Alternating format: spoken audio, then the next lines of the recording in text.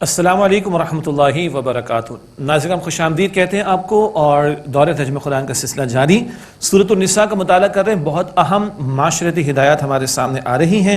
آئیے مطالعہ شروع کرتے ہیں سورۃ النساء کی آیت نمبر 34 سے۔ اعوذ باللہ من الشیطان الرجیم، بسم اللہ الرحمن الرحیم۔ الرجال قوامون علی النساء بما فضل اللہ بعضهم علی بعض وبما انفقوا من اموالہم۔ مرد عورتوں پر حاکم ہیں اس لیے کہ اللہ تعالیٰ نے ایک کو دوسرے پر فضیلت عطا فرمائی ہے، اور اس سے کہ ان مردوں نے اپنے مالوں میں سے خرچ کیا۔ یہاں یہ اللہ تعالیٰ کا کلام ہے۔ اللہ تعالیٰ فرما رہے کہ اللہ تعالیٰ نے مردوں کو حاکم بنایا۔ اچھا، اس میں مرد کچھ اپنے آپ کو سمجھ بیٹھتے ہیں اور عورتیں کچھ پریشان ہو جاتی ہیں۔ دونوں کو سلجھانے کی ضرورت ہے معاملے کے اعتبار سے۔ پہلی بات ہے یہ اللہ کا فیصلہ ہے، مرد کو گھر کا سربراہ بنایا، ذمہ داری اس پر ڈالی، کفالت کی ذمہ داری اس پر ڈالی۔ نکاح ہوتا ہے، مہر مرد نے دینا ہے، حالانکہ ضرورت دونوں کی ہے۔ مہر کے ساتھ یوں کہیے ولیمے کی دعوت مرد کے ذمے ہے، اور ساری زندگی کفالت کی ذمہ داری مرد کے ذمے ہے، اور گھر کا نظام چلانے کے لیے فائنل اتھارٹی کسی ایک کے پاس ہونی چاہیے، وہ اللہ تعالیٰ نے مرد کو عطا کی ہے۔ یہ بات عورتوں کو بھی تسلیم کرنی چاہیے۔ جس طرح ایک ملک کا ایک ہی حکمراں ہوگا فائنل اتھارٹی کے اعتبار سے، کسی ادارے کا ایک سربراہ ہوگا، گھر کے انسٹیٹیوشن کا سربراہ کس کو بنایا گیا؟ مرد کو بنایا گیا، لیکن وہ اتھارٹیٹیو اس انداز سے نہ ہو کہ گھر کے اندر عورت بیچاری کہیں کونے میں دبک کے بیٹھ جائے، بچے بیچارے وہ باہر کسی کونے کے اندر بیٹھے ہوں۔ نہ، اس طرح کا معاملہ نہیں ہے۔ انتظامی معاملات اتھارٹی شوہر کے پاس ہے، کفالت کی ذمہ داری مرد پر ہے، باپ ہونے کے ناطے، شوہر ہونے کے ناطے، اور وہ اپنے گھر والوں کو ساتھ لے کر چلے، مشاورت بھی کرے، اینڈ سو آن۔ پھر اللہ تعالیٰ فرما رہے بعض کو بعض پر اللہ تعالیٰ نے فضیلت دی۔ گھر کے باہر کے کاموں کے اعتبار سے، مشقت والے معاملات کے اعتبار سے جسمانی صلاحیت اللہ تعالیٰ نے مرد کو دی ہے، اور عورت بچوں کی کفالت کے اعتبار سے خاص طور پر، اور مرد کے لیے باعث سکون بننے کے اعتبار سے اللہ تعالیٰ نے عورت کو فزیک عطا فرمائی، سینٹیمنٹس اور جذبات عطا فرمائے۔ بہت کلیئرٹی کے ساتھ یہ بات ذہن میں رکھنی چاہیے۔ اور فرمایا کہ وَبِمَا أَنفَقُوا مِنْ أَمْوَالِهِمْ، اور اس سے کہ انہوں نے اپنے مالوں میں سے خرچ کیا۔ البتہ مردوں کو یہ بھی یاد رکھنا چاہیے، اگر وہ حاکم ہے نا تو کل ان کو اللہ کے ہاں جواب بھی دینا ہے، بیوی کے بارے میں بھی جواب دینا، اولاد کے بارے میں بھی جواب دینا ہے۔ اللہ کا بندہ ان کو بنانے کی کوشش کی ہے نہیں۔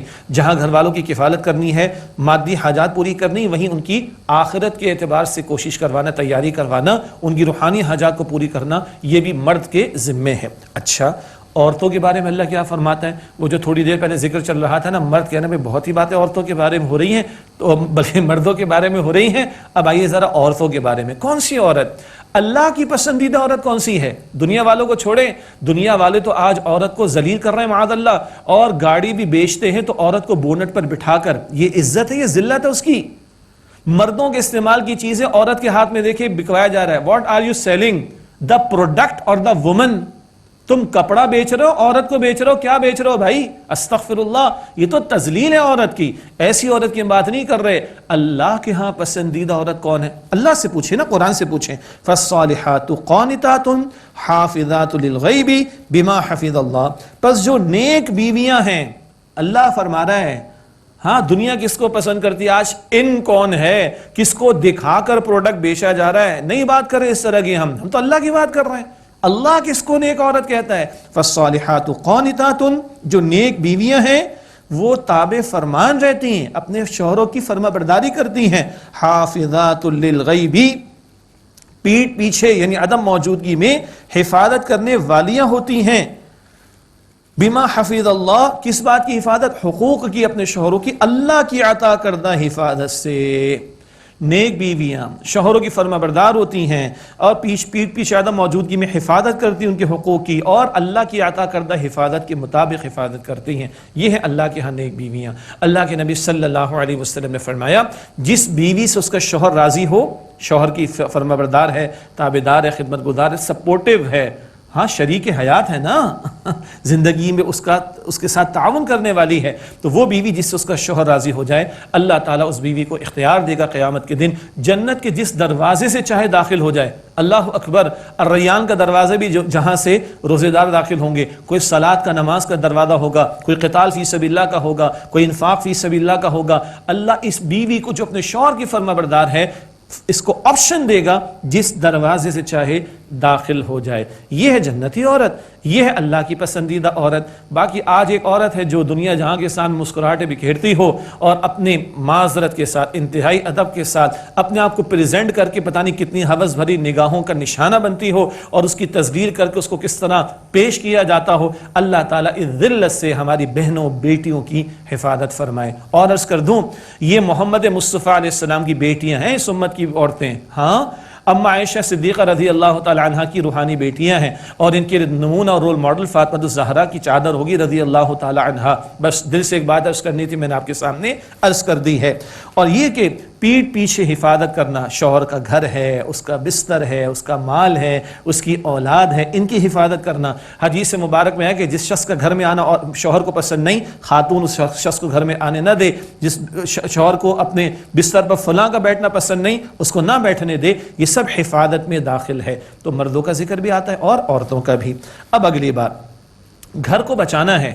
آج تو گھر برباد ہو رہے ہیں, تباہ ہو رہے. جا کے عدالت میں پوچھیں, کسی جج سے پوچھیں, کسی وکیل سے پوچھیں, سب سے زیادہ کیسز کس چیز کے آتے ہیں. مفتیان کرام سے پوچھیں, سب سے زیادہ کیسز کس چیز کے آتے ہیں. طلاق اور خلا, طلاق اور خلا, طلاق اور خلا. گھر برباد برباد برباد برباد برباد ہوتے چلے جا رہے ہیں.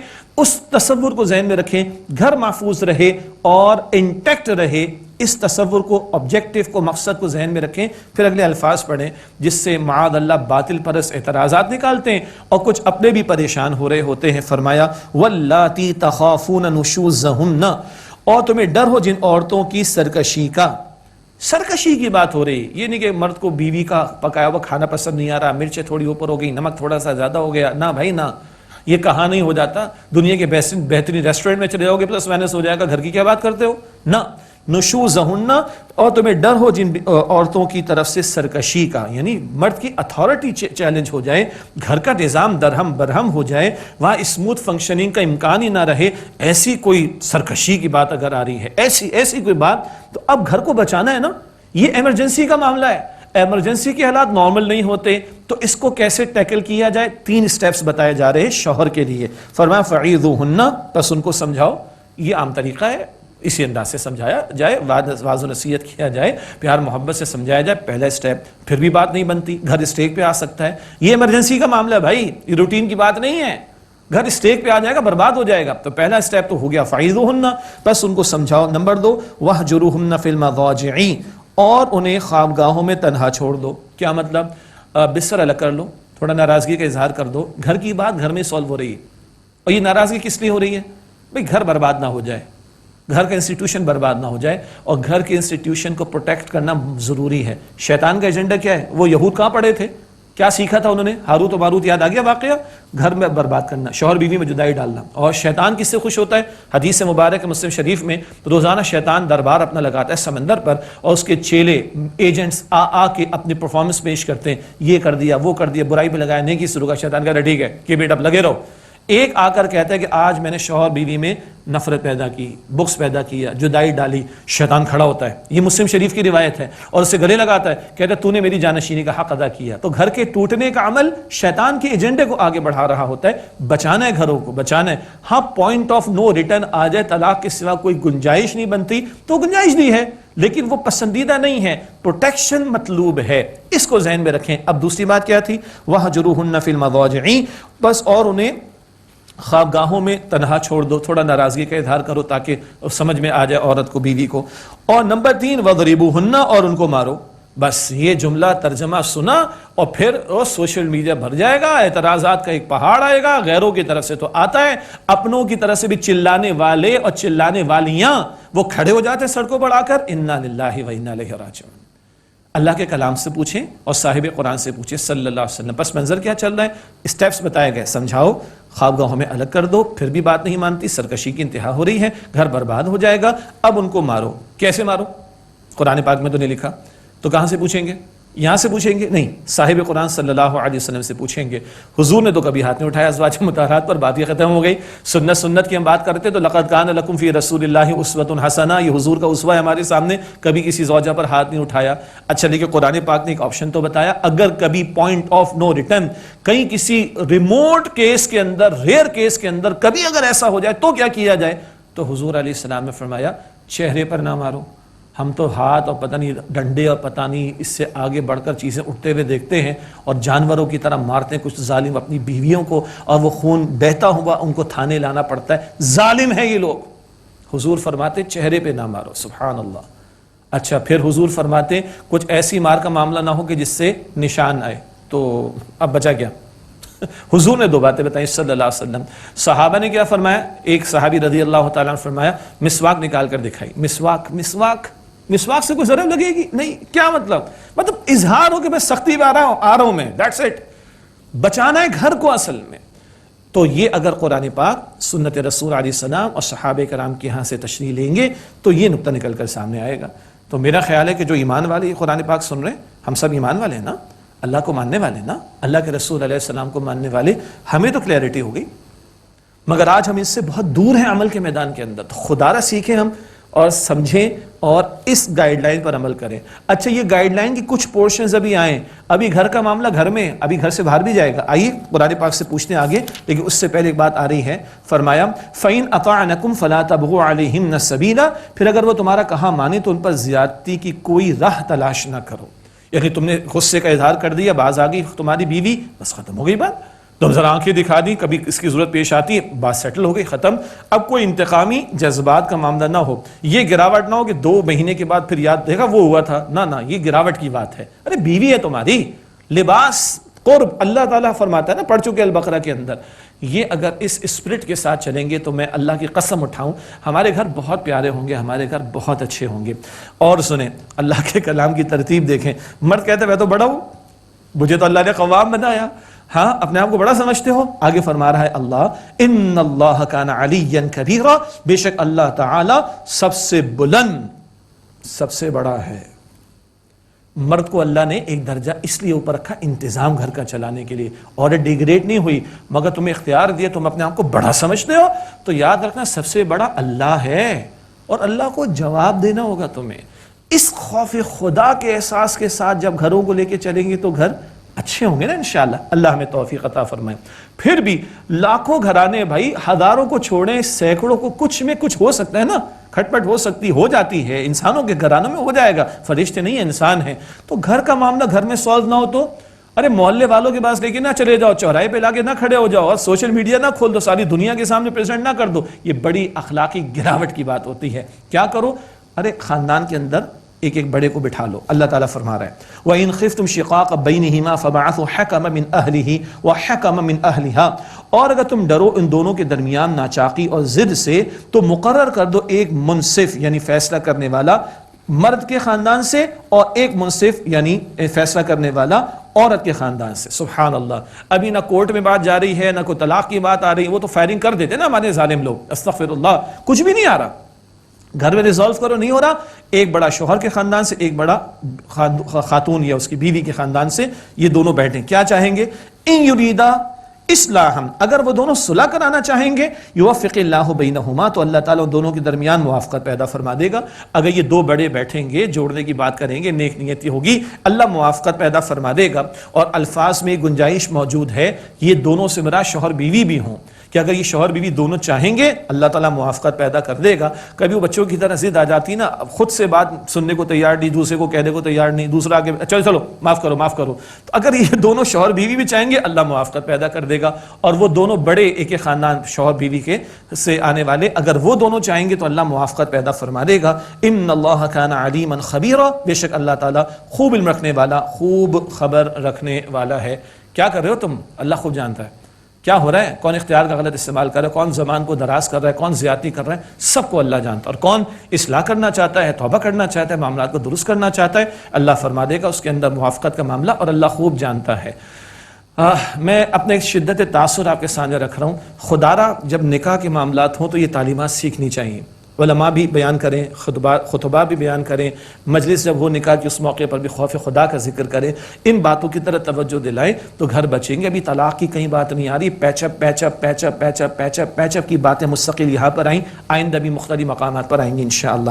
اگلی آیت کریمہ بڑا پیارا ایک اور مقام جہاں معاشرتی ہدایات آ رہی ہیں، سورہ البقرہ کی آیت 83 میں بھی تھی، یہاں النساء کی آیت نمبر 36 میں بڑی قیمتی معاشرتی ہدایات۔ وَاعْبُدُوا اللَّهَ وَلَا تُشْرِكُوا بِهِ شَيْئًا وَبِالْوَالِدَيْنِ إِحْسَانًا، اور اللہ تعالیٰ کی عبادت کرو اور اس کے ساتھ کسی کو شریک نہ کرو، اور وَبِالْوَالِدَيْنِ إِحْسَانًا، اور ماں باپ کے ساتھ حسن سلوک کرو۔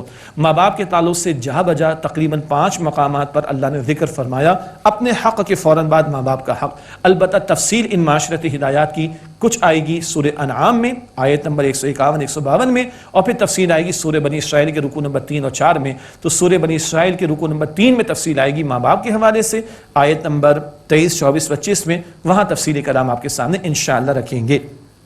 اور ہدایات وَبِذِي الْقُرْبَى وَالْيَتَامَى وَالْمَسَاكِينِ وَالْجَارِ ذِي الْقُرْبَى وَالْجَارِ الْجُنُبِ وَالصَّاحِبِ بِالْجَنبِ، اور رشتہ داروں سے اور یتیم اور محتاجوں سے بھلا سلوک کرو، اور رشتہ دار ہمسائے سے اور اجنبی ہمسائے سے اور پہلو کے ساتھی سے بھی بھلا سلوک کرو۔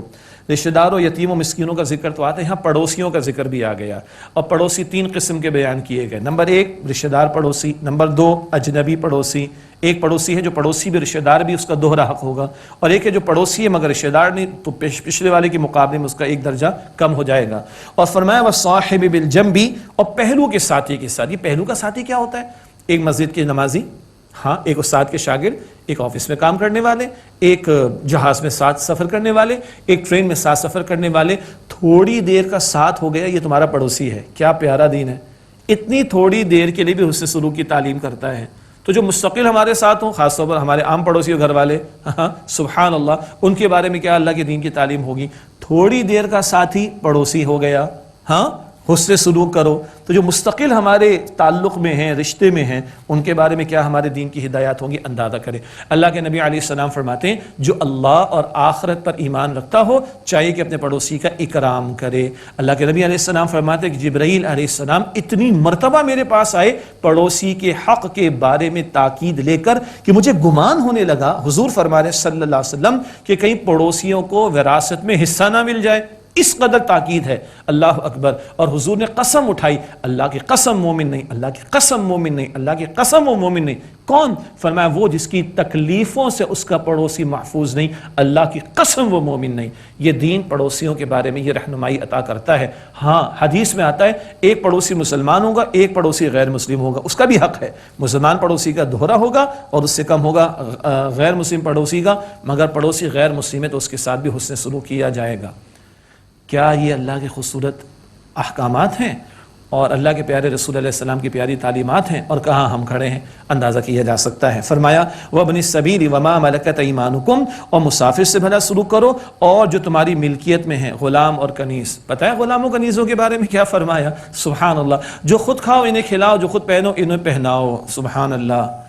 مقصد کیا ہے؟ یہ مستقل غلامی مقصود نہیں ہے۔ وار لائک سچویشن میں جنگی حالات کے اندر آئے، پھر وار بن کر آئے، اکوموڈیٹ کرو، آزاد کرنے کی تعلیم بھی دی گئی ہے اور حسن سلوک کی بھی تعلیم دی گئی ہے۔ پوچھا یا رسول اللہ علیہ السلام میں اپنے غلام کو کتنی مرتبہ معاف کروں؟ فرمایا 70 مرتبہ دن میں معاف کرو۔ کون رکھے گا غلام کو بھائی؟ تو اسلام نے اکوموڈیٹ کیا ان کو۔ باقی پرزنرز آف وار جو قیدی ہوتے جنگ کے، ان کو تو مارا جاتا ہے، عورتیں ان کے ساتھ زیادتیاں کی جاتی ہیں، اور یہ پیارا دین ان کو سوسائٹی میں اکوموڈیٹ کرتا ہے، ان کے ساتھ حسن سلوک کی تعلیم دیتا ہے۔ اللہ کی قسم اللہ ہمیں توفیق دے ہم اپنے پیارے دین اسلام کی قدر کریں، جس کی تعلیمات اور قدر ہی نہیں عمل میں بھی لے کر آئیں۔ ان اللہ لا يحب من كان مختالا فخورا، بے شک اللہ تعالیٰ اسے پسند نہیں فرماتا جو اترانے والا اور بڑائیاں مارنے والا ہو۔ اترانا، بڑائی مارنا اللہ کو پسند نہیں۔ المتکبر اللہ کی شان، اور حدیث مبارک میں ہے نبی علیہ السلام نے فرمایا جس کے دل میں رائی کے دانے کے برابر بھی تکبر ہوگا وہ جنت میں داخل نہیں ہوگا۔ کون ہے بڑائیاں مارنے والے؟ الذین یبخلون ویأمرون الناس بالبخل، وہ کہ جو بخل یعنی کنجوسی کرتے ہیں اور دوسروں کو بھی بخل کرنا ہی سکھاتے ہیں۔ کیوں؟ دوسرے مال خرچ کرتے ہیں تو لوگ کہتے ہیں تم کیوں نہیں خرچ کرتے؟ دوسروں کا آگے نکلنا ان کے پیچھے رہ جانے کی دلیل بن جاتا ہے، تو یہ دوسروں کو بھی روکنے کی کوشش کرتے ہیں۔ جیسے مثال دی گئی تھی بلی کی دم کٹ گئی، اب وہ چاہے گی ساری بلیوں کی دم کٹ جائے، لیکن یہ خود آگے نہیں بڑھتے، کنجوسی کرتے، دوسروں کو بھی روکنے کی کوشش کرتے ہیں۔ وَيَكْتُمُونَ مَا آتَاهُمُ اللَّهُ مِنْ فَضْلِهِ، اور وہ چھپاتے ہیں وہ جو اللہ تعالیٰ نے انہیں اپنے فضل میں سے عطا فرمایا. اللہ نے دے رہا کہ مگر حیثیت سے کم پر رہتے ہوئے گزارتے ہیں. اور اللہ تعالیٰ تو فرماتا ہے وَأَمَّا بِنِعْمَةِ رَبِّكَ فَحَدِّثْ، اللہ نعمت عطا فرما اس کا ذکر بھی ہو جائے. اللہ نے مال دیا، اچھا پہن بھی لے، بندہ تکبر نہ کرے، کھا بھی لے. ایسا نہ ہو کہ اللہ نے دے رکھا ہے اور ایسا پھر رہا ہے کہ لوگ اس کو مستحق سمجھ کے اس کے ہاتھ میں صدقہ خیرات کا پیسہ رکھ دیں، ایسا تو نہ ہو. فرمایا کہ یکتمون ما آتاہم اللہ من فضلہ، اور وہ چھپاتے ہیں وہ جو اللہ تعالیٰ نے انہیں اپنے فضل میں سے عطا فرمایا. وَأَعْتَدْنَا لِلْكَافِرِينَ عَذَابًا مُهِينًا، اور ہم نے کافروں کے لیے تیار کر رکھا ہے ذلت والا عذاب. وَالَّذِينَ يُنْفِقُونَ أَمْوَالَهُمْ رِئَاءَ النَّاسِ وَلَا يُؤْمِنُونَ بِاللَّهِ وَلَا بِالْيَوْمِ الْآخِرِ، اور وہ لوگ بھی اللہ تعالیٰ کو پسند نہیں ہیں جو اپنا مال لوگوں کو دکھانے کے لیے خرچ کرتے اور وہ اللہ تعالیٰ اور آخرت کے دن پر ایمان نہیں رکھتے. دکھاوے کا صدقہ، دکھاوے کا خرچ شرک ہے، مسند احمد کی روایت. اور جو اللہ اور آخرت پر ایمان نہیں رکھتا وہی حرکتیں کر رہا ہے. جو دکھاوا کر رہا ہے اس کو اللہ اور آخرت پر پھر ایمان نہیں ہے. یہ باتیں سورۃ البقرہ میں بھی آئی تھیں. وَمَن يَكُنِ الشَّيْطَانُ لَهُ قَرِينًا فَسَاءَ قَرِينًا، اور جس کا شیطان ساتھی ہو جائے تو وہ شیطان بہت ہی برا ساتھی ہے. اللہم انا نعوذ بک من الشیطان الرجیم، اے اللہ ہم تیری پناہ میں آنا چاہتے ہیں شیطان مردود سے. مردود جس کو رد کر دیا گیا، اللہ کی رحمت سے دور کر دیا گیا. وَمَاذَا عَلَيْهِمْ لَوْ آمَنُوا بِاللَّهِ وَالْيَوْمِ الْآخِرِ، اور ان کا کیا نقصان ہوتا اگر وہ ایمان لے آتے اللہ پر اور آخرت کے دن پر. وَأَنفَقُوا مِمَّا رَزَقَهُمُ اللَّهُ، اور اس میں سے خرچ کرتے جو اللہ تعالیٰ نے انہیں عطا فرمایا. وَكَانَ اللَّهُ بِهِمْ عَلِيمًا، اور اللہ تعالیٰ ان کو خوب جاننے والا ہے. ان اللہ لا یظلم مثقال ذرہ، بے شک اللہ ذرہ برابر بھی ظلم نہیں کرتا. وَإِن تَكُ حَسَنَةً يُضَاعِفْهَا وَيُؤْتِ مِن لَّدُنْهُ أَجْرًا عَظِيمًا، اور اگر کوئی نیکی ہو تو اللہ اس کو دگنا کر دیتا ہے، بڑھا دیتا ہے اور اپنے پاس سے بڑا ثواب عطا فرماتا ہے. اللہ تعالیٰ نیکی کا اجر بڑھا چڑھا کر عطا کرتا ہے. بدی ہو تو اتنا ہی سزا کا معاملہ جتنا کہ بدی، اور بندہ سچی توبہ کر لے تو اللہ تعالیٰ معاف بھی فرما دیتا ہے. ناظرین کرام، اگلی آیت وہ ہے کہ جس کو سن کر اللہ کے رسول رو گئے تھے صلی اللہ علیہ وسلم. اللہ کے رسول علیہ السلام نے بخاری شریف کی حدیث میں عبداللہ بن مسعود سے فرمایا رضی اللہ عنہ کہ مجھے قرآن سناؤ. عرض کی اللہ کے رسول آپ پر تو نازل ہوا. آپ نے فرمایا مجھے سننا پسند آتا ہے. حضور قرآن سنتے تھے اپنے صحابہ سے. انہوں نے سورہ نساء کی تلاوت شروع کی اور اس آیت پر پہنچے، آیت نمبر 41 پر، تو اللہ کے پیغمبر علیہ السلام فرما رہے حسبک، کافی عبداللہ، رک جاؤ رک جاؤ. اور عبداللہ بن مسعود کہتے ہیں میں نے دیکھا تو اللہ کے رسول علیہ السلام کی آنکھوں میں آنسو تھے اور اللہ کے رسول علیہ السلام کی داڑھی مبارک جو تھی وہ آنسوؤں سے تر تھی. کیا ہوا؟ سنی الفاظ کا ترجمہ بھی. فَكَيْفَ إِذَا جِئْنَا مِن كُلِّ أُمَّةٍ بِشَهِيدٍ، پھر کیا کیفیت ہوگی جب ہم ہر امت سے گواہ بلائیں گے. وَجِئْنَا بِكَ عَلَى هَؤُلَاءِ شَهِيدًا، اور اے نبی صلی اللہ علیہ وآلہ وسلم آپ کو ان لوگوں کے خلاف گواہ بنا کر بلائیں گے. ہر امت میں سے گواہ نے کھڑا ہونا ہے، وہ اس امت کے نبی ہوں گے، رسول ہوں گے. اے اللہ میں نے ان لوگوں کو پہنچا دیا تھا، اب ان سے پوچھ انہوں نے کیا کیا، اور اے نبی آپ کو آپ کی امت کے خلاف کھڑا کریں گے. اور اللہ کے رسول پہنچا گئے صلی اللہ علیہ وسلم. حجۃ الوداع کا موقع ہے، اللہ کے رسول نے فرمایا الا هل بلغت، تو کیا میں نے اللہ کا پیغام پہنچا دیا؟ سب نے عرض کیا اللہ کے رسول آپ نے حق نصیحت، حق وصیت، حق امانت ادا فرما دیا. حضور نے اپنی مبارک انگلی، حضور کا مبارک ہاتھ، یہ تو ہمارا ہاتھ ہے، وہ حضور کا مبارک ہاتھ تھا، حضور کا اپنا مبارک ہاتھ، اس کی انگلی آپ نے آسمان کی طرف بلند فرمائی اور عرض کی اللہم اشہد، اللہ تو گواہ ہے میں نے پہنچا دیا. کیوں روئے حضور؟ مجھے اپنی امت کے خلاف کہنا پڑے گا اللہ میں نے ان کو پہنچا دیا تھا، ان سے پوچھنا انہیں کیا کیا. اس پر اللہ کے رسول روئے ہیں کہ مجھے اپنی امت کے خلاف گواہی دینی ہوگی، اللہ میں نے پہنچا دی، ان سے پوچھ. حضور کو تو رونا آیا ہے، ہمیں رونا آتا ہے؟ ہمیں احساس ہوتا ہے کل کی جواب دہی کا؟ قرآن آج ہمارے پاس ہے، اللہ کے پیغمبر علیہ السلام کا اسوہ ہمارے پاس ہے. کیا کردار ہے آج ہمارا؟ ہمارے درود حضور کے سامنے پیش ہوتے ہیں، ہمارے اعمال بھی تو پیش ہوتے ہوں گے. کل حضور سے سامنا ہو جائے گا صلی اللہ علیہ وسلم. کچھ احساس ہے ہم لوگوں کو؟ آج ہماری زندگی کا رخ کیا ہے؟ اللہ کی بندگی والا رخ ہے کہ نہیں؟ نبی مکرم علیہ السلام کی سنت کی پیروی والا رخ ہے کہ نہیں؟ اتباع رسول والا میدان اور اللہ کے دین کی دعوت اور اللہ کے نظام کی جد و جہد، یہ ساری ذمہ داریاں اس رخ پر ہماری زندگی ہے کہ نہیں؟ اللہ کے پیغمبر تو روئے ہیں صلی اللہ علیہ وسلم، ہم سوچیں ہم کیا کر رہے ہیں. آگے فرمایا یومئذ یود الذین کفروا وعصوا الرسول لو تسوی بہم الارض، اس دن آرزو کریں گے وہ لوگ جنہوں نے کفر کیا اور رسول علیہ السلام کی نافرمانی کی، کاش انہیں مٹی میں دبا کر زمین برابر کر دی جائے. یہاں دو باتیں آئیں، کفر کرنے والے، رسول علیہ السلام کی نافرمانی کرنے والے حسرت کریں گے مٹی میں دبا دیا جائے، ہمارا حساب کتاب نہ ہو. جان لیجئے پیغمبر علیہ السلام کی معصیت اور کفر کو اللہ تعالیٰ نے اس مقام پر برابر قرار دیا۔ اللہ تعالیٰ ہمیں نبی مکرم علیہ السلام کی کامل اطاعت کی توفیق عطا فرمائے۔ فرمایا وَلَا يَكْتُمُونَ اللَّهَ حَدِيثًا، اور وہ اللہ تعالیٰ سے کوئی بات بھی چھپا نہیں سکیں گے۔ اللہ سے چھپنا بچنا ممکن نہیں۔ آج مہلت ہے عمل کر کے اصلاح کرنے کی، اللہ تعالیٰ ہم سب کو توفیق عطا فرمائے۔ ناظرین کرام، اسی پر اکتفا کرتے ہیں اور دعا کے ساتھ محفل کا اختتام کرتے ہیں۔ بسم اللہ الرحمن الرحیم، اللہم صلی وسلم علی نبینا محمد، ربنا تقبل منا انک انت السمیع العلیم وتب علینا انک انت التواب الرحیم، ربنا لا تزغ قلوبنا بعد اذ ہدیتنا وہب لنا من لدنک رحمہ انک انت الوہاب۔ اے اللہ ہماری جانب سے یہ ساری محنتیں قبول فرما لے، ہمارے صغیرہ کبیرہ گناہوں کو بخش دے۔ اے اللہ ہم سب کی، ہمارے ماں باپ کی، ہمارے گھر والوں کی اور تمام مسلمانوں کی مغفرت فرما۔ اے اللہ آج مہلت فائدہ اٹھا کر کل کی ہمیشہ کی زندگی کی تیاری کی توفیق دے۔ اے اللہ کل حضور علیہ السلام کے سامنے ہمیں رسوا نہ کرنا۔ اے اللہ کل کی ذلت اور رسوائی سے ہم سب کی حفاظت فرما دے۔ اے اللہ ہم سب کو جہنم سے محفوظ فرما دے۔ اے اللہ ہم سب کو جنت الفردوس عطا فرما دے۔ وصلی اللہ علی النبی الکریم وعلی آلہ واصحابہ اجمعین برحمتک یا ارحم الراحمین۔